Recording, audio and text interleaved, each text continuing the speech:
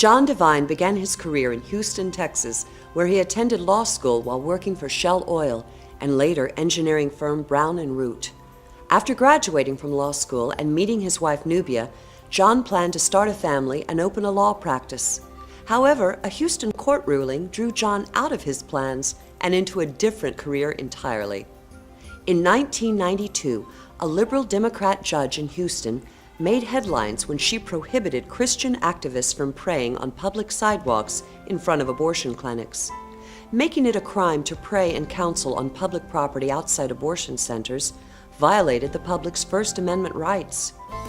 John had had personal experience with this kind of liberal judicial abuse before, and he knew something had to be done. He knew he had to take a stand.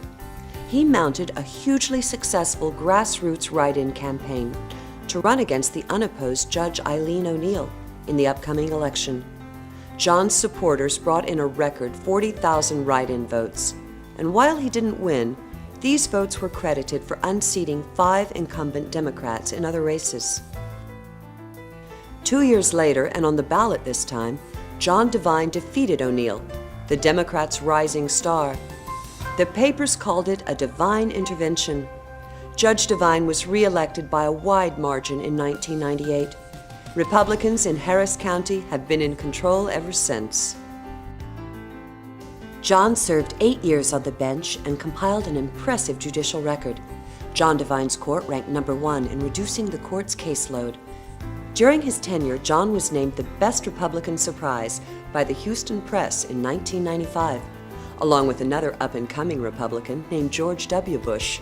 He has also been named the Judge of the Year by police organizations and awarded the title of Texas Size Hero by Focus on the Family magazine. John Devine received national acclaim as judge when he defeated a lawsuit brought against him by liberal activists. They tried to force him to remove a painting of the 10 Commandments from his courtroom. His successful stand to preserve our constitutional rights and liberties reveals a lot about John's character and integrity. Judge Devine also received national attention for his ruling guaranteeing that taxpayers had a right to vote on a proposed expensive light rail system. His rulings have also protected Texas families by keeping sexually oriented businesses away from our neighborhoods, schools, and places of worship.